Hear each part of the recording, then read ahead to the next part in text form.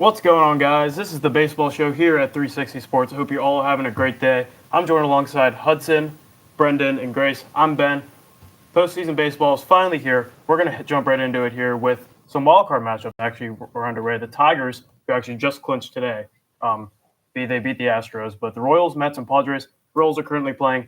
Mets and Padres play tonight, guys. They all walked away with victories last night. And what are your guys' thoughts? Brendan, we'll start with you. I mainly watched the Orioles and Royals game yesterday, and quite frankly, as a Baltimore sports fan, I was pretty embarrassed. Orioles, they look like they're swinging toothpicks out there. Their situational hitting is pretty lackluster. I didn't think it was a great game on either side. 1-0 game, obviously low offense, but the way it's looking right now is looking like the Yankees are going to make it to the championship series. I don't see a way that the Royals and Orioles played like they did yesterday. Either of them will make it out of that. I have to agree with him. I mean, the Orioles and the Royals, they had a pretty close game yesterday. It looks like they're having a pretty close game right now, as a matter of fact. So it's looking pretty good for the Yankees if the Royals keep the momentum going. I mean, the Tigers, they just advanced. They're going to be facing the Guardians. And, I mean, I feel like the Tigers have a good chance at beating the Guardians. So we might see them face off against the Yankees in the championship series. Yeah, absolutely. Grace? Yeah, see, I didn't actually watch the Orioles and Royals game. I watched the other 3 games, but everything I saw said it was pretty good. I watched the Mets Brewers game. There was a lot of good, a lot of bad, but the Mets came out on top, so I was happy. But the pitching was really good for like most of the games. I say the only bad pitching I really saw was in the Braves with the first. I think he pitched the first 4 innings. I don't remember his name, but he was a rookie, and he was a little bit rough. Yeah, I was definitely looking at the Mets-Brewers game because obviously I don't like the Brewers because I'm a Pirates fan. I don't like them at all. So, I mean, I think the Mets are going to win tonight. I don't think the Brewers have good enough pitching, good enough hitting, I guess. But I think they mostly rely on pitching, and I think just like Brewers were in the NL Central, that division's a cakewalk. I mean, I know that for firsthand. But yeah, but we'll head over to the teams that don't play. Or that don't play until the next round. That's the Yankees, Phillies, Guardians, and Dodgers. But none of them reached 100 wins. So it could be a little bit of a mix-up here. We can see what happens. But who's the scariest out of them? I'd have to say the Dodgers. I mean, Shohei Ohtani, he just came off of like a history-making season. So, I mean, they've just been white hot recently. So it's hard to argue that they're probably the scariest heading into the postseason. Yeah, I'd have to agree with them. I have to say the Dodgers, but unfortunately, the way it's shaping up right now, they're going to get a pretty bad draw getting San Diego in the division series. I think the other 3 teams just have too many flaws. The Phillies, they're good, but not great on really all facets of the game. The Yankees, outside of Judge and Soto, don't really have an offense. Same thing with the Guardians, just down the line. They're good, but not great. I think the Dodgers have great things in other aspects. Yeah, I definitely think the Dodgers have a lot of potential, but they also, Shohei Ohtani's never played in a playoff game, and I mean, I think he'll be good no matter what. He's Shohei Ohtani, but I'm curious to see like how he actually plays since it's a completely different like environment for him.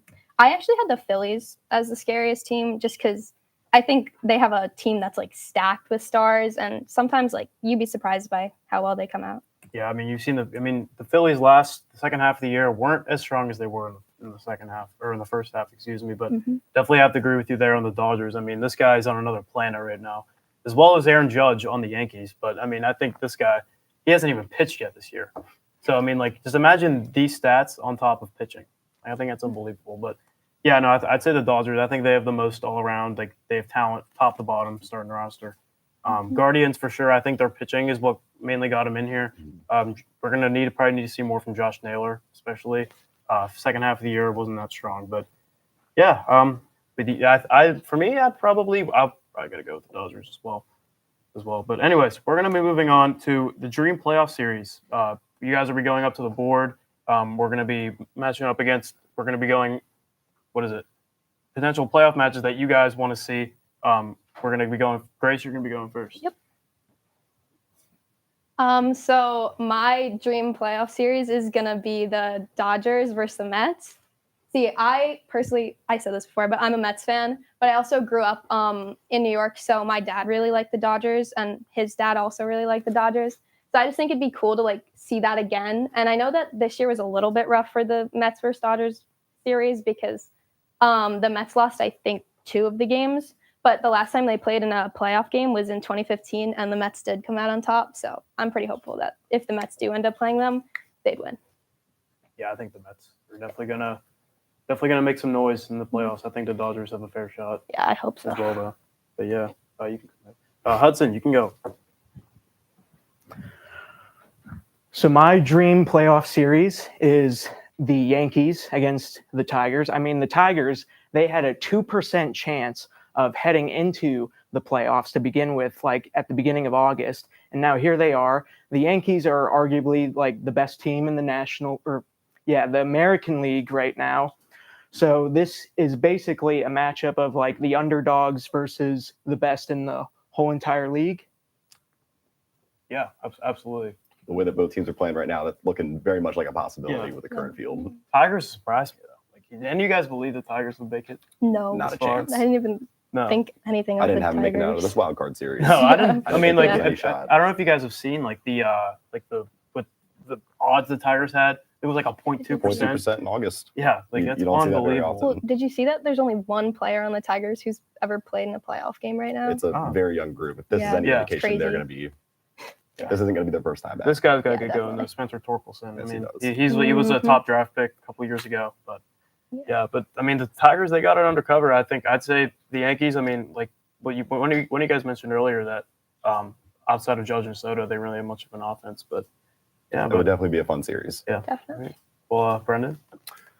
So my dream series is in the National League side. It does include the Dodgers, but it is the Dodgers and the Padres. These are the best 2 teams in baseball. The Dodgers, they have the best lineup in the league, but the Padres still took the season series 8-5. Both these teams are headlined by stars that have a lot to prove. As we mentioned earlier, Shohei has not played in the playoffs yet, and the rest of the stars on that team coming off of a very disappointing playoff loss to Arizona last year. Fernando Tatis leading San Diego, looking to kind of enter that upper echelon of stars. Right now, he's kind of in that 1B area. Being the best player on a championship team could easily put him as a conversation for one of the best players in the league. We saw this play out in 2022 in the NLDS. The Padres came out on top. It was an amazing series. And if they take care of business tonight, I believe that this will be an even better series this year.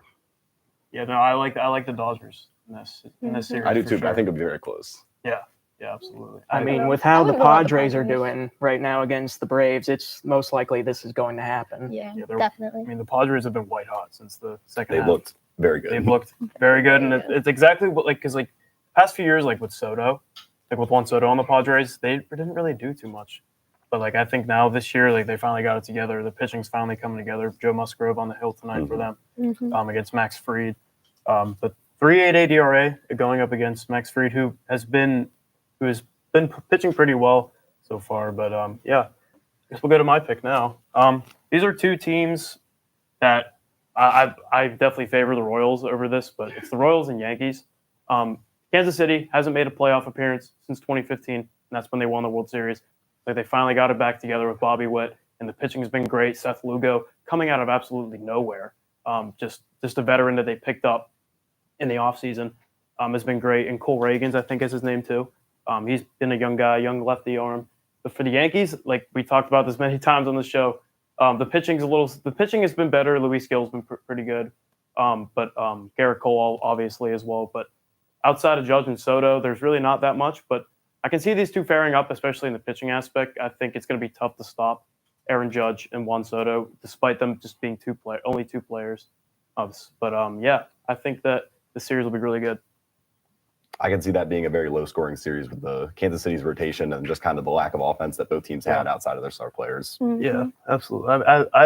I just like this guy. This guy's just on another Bobby planet. Witt Jr. Yeah, is me on too. another level. He's on it. And He's I really was looking cool. up earlier. He leads the Royals in every stat offensively. Wow. At batting average, That's home insane. runs, RBIs, OPS, everything. It's unbelievable. Not surprising. After last night as an Orioles fan, I'm not his biggest fan, Yeah, but he's a no. great player. I like the Orioles though. I think the Orioles could make a comeback here. I mean, obviously, I want this to happen, so I'm actually rooting against them. Sorry. Anyways, we'll be moving on to MLB matching. We have 5 athletes on the board with 5 different batting averages. We're going to be basing this off of career playoff batting average, so not regular season, just career playoff average. So think about how often these guys have been in the playoffs and how well they've been on their teams. So So we got Max Muncy, Jose Ramirez, Manny Machado, Giancarlo Stanton, and JD Martinez. So for me, though, I would say JD Martinez probably one of the highest. I'd say he's 298 just because he's been in the league for so long. I would say either him or Jose Ramirez, just because he has always been kind of not necessarily a contact guy, but a good mix of contact and power, and he has made it his fair share of times. But JD could definitely be 298. Yeah, JD, well, I just think JD because like he was on the playoff team when the Tigers made it 10 years ago. He has So been it's there a like, lot. Yeah. and that Tigers team was really good. But JD, so we're thinking JD Martinez is Yeah. 298. Yeah, I go 298. What about Giancarlo? What do you guys think about He's that? got to be low. Really? Yeah. He didn't really make it until he was in New York. I don't believe the Marlins made a playoff series. I don't when think he they was there. did either. But I mean, the Yankees have made the playoffs every year with him. I'm pretty sure, except for last year. He's obviously. never been much of an average guy, so I'd have to Yeah. probably say Mhm. either 217 or 242. Okay. I'm gonna go with 234. Actually, 234. I feel like in between is a good spot. I'm good with that. Yeah, I think agree. that's a good in between spot for sure for Giancarlo. But Manny Machado, I think that this guy's probably 260 in my opinion. He's definitely up there, 'Cause, especially with who we have left, who we have Max Max Muncy and Muncy. Jose Ramirez. Yeah. Is that the last one we have? Is that Max Muncy? Did we do Ramirez? No, we didn't do Ramirez. We have JD at 298. We have Stan at 234. Okay. Mm. And then Machado. I don't know what to do with Machado. That's tough. Because like he played with the Orioles and he's also made played with the playoffs Orioles, had a them. couple series with San Diego. Yeah. I could say he's 242. I would say Middle of the 242. pack. 242. Because I that think- would put, It would make sense, Giancarlo. He's not like a big average guy. He's definitely more of a power guy. Mhm. Max Muncy though, I feel like he's pretty low. I feel like I'd put him Yeah, at I 217, 217. especially I was with, gonna yeah. say, with Jose Ramirez being the last one on the board. What would Jose Ramirez? He would be, Two- 260, I think. 260. Yeah, 260. Yeah. So 298 JD. Oh wait, didn't we say he? No, he's 234. Yeah, Yeah. 234. He's 242. Mhm. mhm. 217 and 60. 260. 260. All right, we locked in our picks. Let's see what we can do. Let's see what we got right here. How close are we? All right. Let's see. So we got Wow. 260. We got these Wow. right. Those two. We got this right. 260 No. for Giancarlo. Who would have thought? Wow. I would have never thought that. Manny Machado at the lowest. Not He has Max been- Muncy. He has been characterized kind of as a playoff underperformer, but I didn't Yeah. realize it was 217 bad. Yeah, I thought. Yeah. Well, I thought Max Muncy. I know he struggled with average lately. I know like last year he had a big downfall. I thought that would help because they made it last year. Jose Ramirez makes sense too. Mhm. Yeah. Yeah. All right. Well, I We think- did too bad. I don't think we did too bad. Yeah. Close enough. All right. Well, we're moving on here to the disappointing clubs, teams that are not in the playoffs because they are not good. And well, part of the reason why they're not good is because of their manager. So I want you guys to we all picked. So let's see who's the most disappointing and see what manager is on the hot seat. We're going to start with Grace. So I said that the Toronto Blue Jays were my most disappointed clubhouse. See, they just signed Vladimir Guerrero to an almost $20 million deal, and he played great this year. He had, I think, 30 home runs, 103 RBIs. Like, he did pretty good. He had a batting average of .323.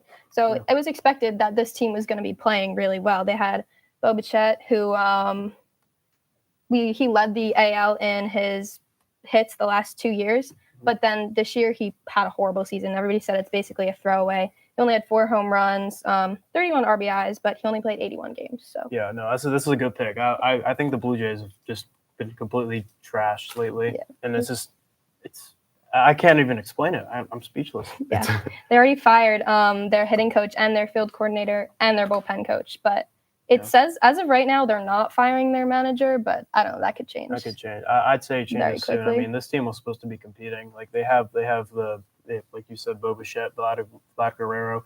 They brought in Jose Barrios a couple years ago. He hasn't really panned out that well. We all know about Alek Manoah. We know how that fall off was. That was about early in the year, but Mhm. yeah, no, I like this pick. We're gonna go with Hudson next. All right, so I went with the Colorado Rockies. I mean, they've had Bud Black since like about 2017, I believe, and they've only produced 2 winning seasons since then. They haven't had a winning season since about 2018. They were dead last in their division, and I mean, like it wasn't even close. They were like 20 games behind, just like second to last, and they had the second most losses this season, like right behind the White Sox. So, Yeah. it's a pretty easy choice here. Yeah, this was the biggest part of their season. Charlie Blackmon retiring. Great guy, Mhm. great player. Yeah, I remember watching him like years ago with like when the Pirates would always play the Rockies. he would just terrorize them all the time. But yeah, no, that's a good pick. I think the Rockies have a lot of work to do, especially with Chris Bryant. They're caught in a rough spot right Yeah. now because they are playing in a very stacked division where there are 4 other good teams that they're playing against, and they're in the middle of a decline right now. Yeah, I think the biggest thing for them was when they signed Chris Bryant to that big deal, and he just never panned out. But yeah, well, we'll go with Brendan next. So my pick, they were the betting favorites to win their division coming into this year. I feel like they always are, and they never really turn out. It is the St. Louis Cardinals. Now, they did improve this year from last year. They were a 71-win team last year. They won 83. But again, they were betting favorites to win their division. The rest of the NL Central, it's continuing to improve with young talent. Cincinnati, Chicago, Pittsburgh, they all have an influx of young talent. And the Cardinals, they've got a relatively old team. They've got some young stars, but a lot of their best players are old. So as they continue to decline, the rest of the division is going to get better. So I don't see it panning out very well for them. Their pitching staff, they just signed this past offseason a lot of older guys. They have one of the oldest pitching staffs in the league, but they do have a middle-of-the-pack ERA, which doesn't really pan out well. Yeah, the pitching, I know Sonny Gray was on their roster this year. I don't think he did too bad, but overall, I think, I saw they also got rid of Goldschmidt, the old guy.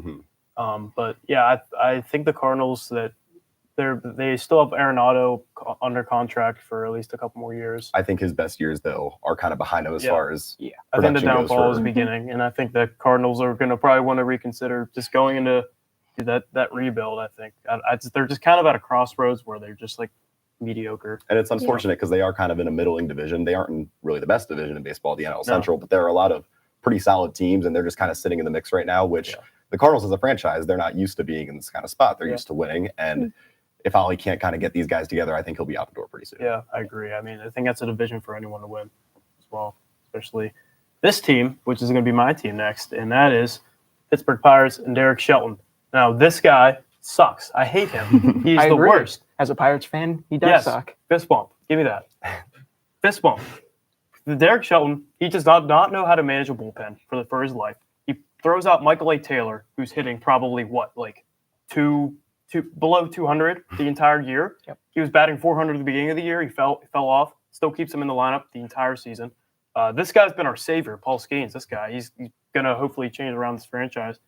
But like the bullpen was top 3 beginning of the year this entire year, and it just ended up being completely terrible. And this is all the fault of this man. I mean, even with Paul Skeens, they kept the same record as they did last year. Yeah, I guess so. But like we're obviously better last year. We had a healthy Onu Cruz all year. We had Andrew McCutchen hitting 20 bombs, Brian Reynolds hitting 280, all go along with 20 bombs. This guy can't manage his team. He brings out players. He keeps players down the minors for too long. He doesn't have them play. I'm running out of things to say. I get your frustration. I don't understand why he's still our manager. I mean, I'm at least we fired. The only thing we did good was fire Andy Haynes, the hitting coach. Yeah. So I think that's really huge. They definitely do have one of the big disparities between offense and pitching outside of Skeens. Their rotation really is not. Besides Paul Skeens, maybe Jared Jones, their bullpen, not great. The offense is solid enough, but the starting rotation and bullpen really don't make up for that. No, the pitching was the most big. That was the best part, obviously, for this team. But I just think that if the offense doesn't get fixed by next year, this guy's got to go. Or if the bullpen continues to struggle, I want to see David Bednar bounce back from a bad season, about 6-0 year.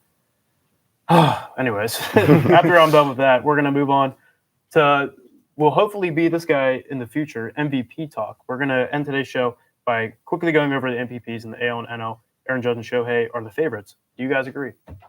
I mean, Shohei, no doubt, he had one of the best regular seasons of any baseball player ever. 50-50. I mean, during that game, he had unbelievable stats that were just absolutely insane. And there was even a debate if he could make 60-60. So, yeah. Well, I mean, we haven't even seen this dude pitch yet. Yeah. I think this guy's going to be a great player. I mean, what am I saying? He is a great player. Oh, my God. I'm just still coming down from that Pirates brand, I guess. But, Brennan, what do you think? I really don't think this is debatable. I think we can kind of turn in our ballots now. I think both these guys should be unanimous MVPs. As we talked about, Shohei, 50-50, he's kind of it's a very good Dodgers lineup, but he is the heart and soul of that lineup. Aaron Judge, I know there were talks of Bobby Witt Jr. winning the MVP, but in terms of what the MVP means, most valuable player, if you take Aaron Judge out of that lineup, are they a playoff team? I don't think they are. I mean, 58 home runs on the year. See, you could say the same thing about Bobby Witt, though. I feel like without Bobby Witt, that offense is nothing. That's my take. I mean, That's he's putting up his Judge is putting up historic year. Yeah, obviously it's historic. I would say probably Bobby Witt or Aaron Judge. It's up in the air, but Yeah, I think there's really no argument.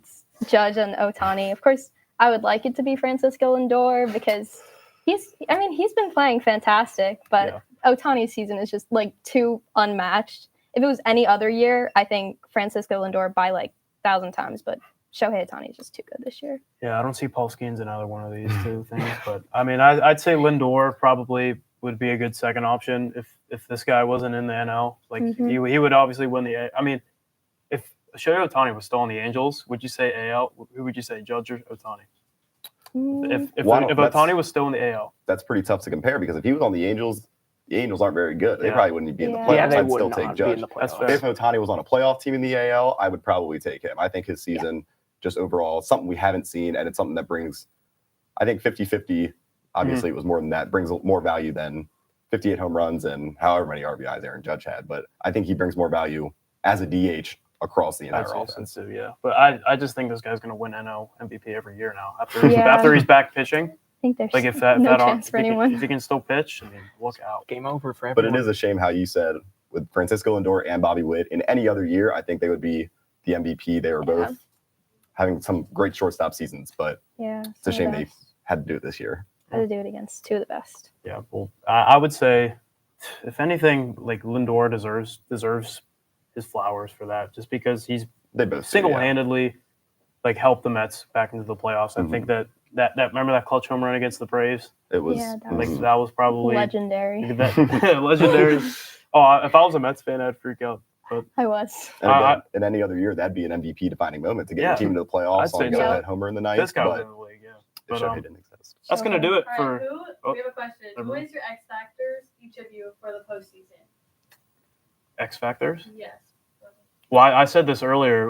We were doing the what is it, TikTok? I say Bobby Witt. Also follow the TikTok.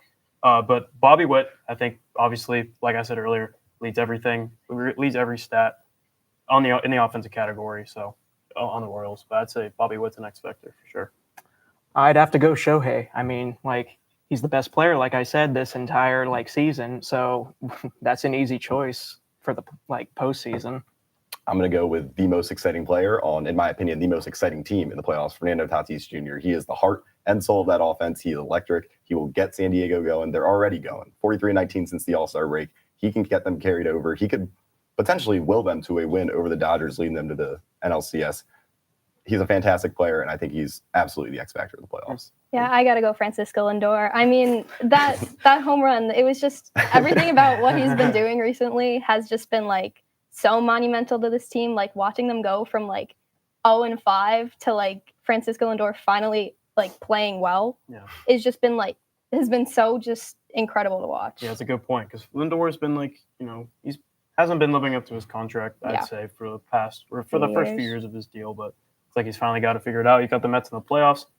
Hopefully, going to beat the Brewers because I don't like the Brewers. But Hopefully. that's going to be We it. have Another one. question. Oh, What are more your predictions questions. for tonight's games?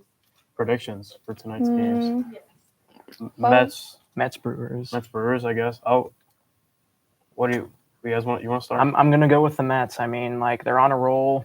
It's hard to argue that the Brewers, like they're probably the weakest team out of all the postseason teams. Well, on that note, give me Milwaukee. I think the Mets have been playing really streaky ball, as you saw in the doubleheader. Very back and forth game, even yesterday in the beginning, back and forth. I don't think that's very sustainable going into the postseason, winning a back and forth like that. I'm going to take Milwaukee in this one.